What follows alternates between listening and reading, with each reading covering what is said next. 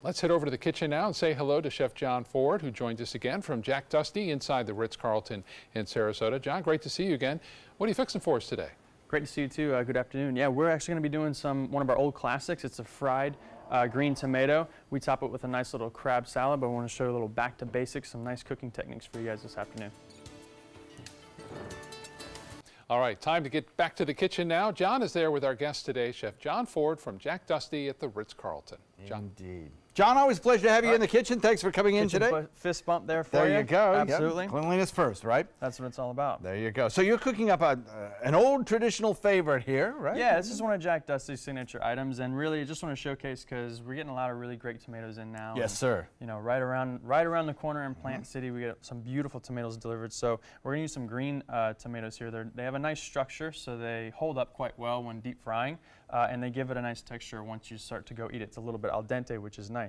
So now, for people who don't know, a green tomato is the same as a red tomato, except it's younger. Exactly. Hasn't ripened yet. Exactly. Okay. So, and that's what's so fun about cooking is you can learn how to apply different ingredients at different stages. Just like a plantain or a banana, if it's a little bit unripened, you can still deep fry it, make a nice tostone, and just like what we're doing here. And if you haven't had it, if you've never had a green fried tomato, a lot of fruits, you know, if they're not ripe, you probably don't want to eat them. But that's not true with the green tomato. It still tastes wonderful. It tastes beautiful. It's not quite as sweet, but again, it gives you that savory flavor that you're really looking for. Let's get to it. We're going to start with left is wet.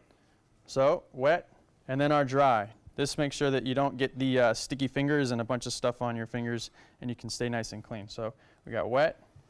Oh, that's a great tip. You know? Yes. Or else you just end up with fingers, doughy fingers. Yeah, right. It's no fun. So that's cool. Right. So we have that going here, and you get a nice coating. Now the breading I have here is seasoned with cornmeal, panko, garlic, blackened seasoning, and quite a few other spices. So it's a lot of fun what we got going on here. So the idea would be to go through all of them and do all that, but of course we don't have time for that. Now, do you have to let it rest or anything like that before you do it? It is nice to let it rest a little bit. Again, by the time you bread all of them, it'll kind of create a bit of tackiness around it, and that way it just provides a better breading for it and covers it a little bit better and coats it a little bit better. Otherwise, once you drop it in, a lot of your crumbs are going to sift out into the oil. Now what I'm doing here is when I drop it, I always drop it away.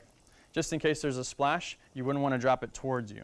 Okay? Gotcha. But again, you don't want the breading to sort of come out into the oil because then your oil will have little black bits in it, and then ultimately that's going to get on your crab and tomatoes. So you want a nice clean oil. I think it's cool the way chefs these days are using like these surgical instruments. Yes. Like we go shopping at the hospital. Yes, big absolutely. Giant pair of tweezers. Sous vide circulators, the whole thing. The whole thing. And so what we're doing here is we're frying it about of a medium high. Now if you have a deep fryer at home, those are fantastic. You can also shallow fry. A cast iron is perfect for this. Shallow fry, what's that mean? Shallow fry is what you're doing is that you're not actually covering the entire item in oil. Maybe a ½ inch of oil in your pan. You'll essentially fry it that way, and then you'll flip it once. And that's cast iron's good. Why?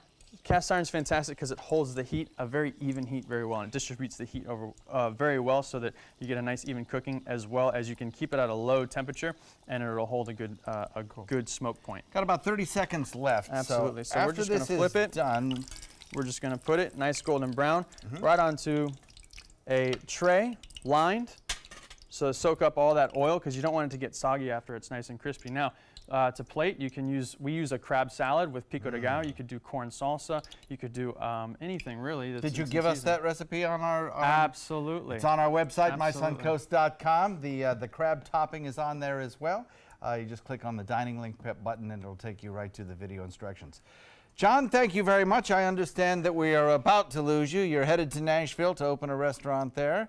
Yep. Just but really focused in on Jack Dusty and making sure that we're in a good spot there and having a lot of fun. Always appreciated your expertise here in the kitchen. Thanks very much for coming in today. Thank you so much.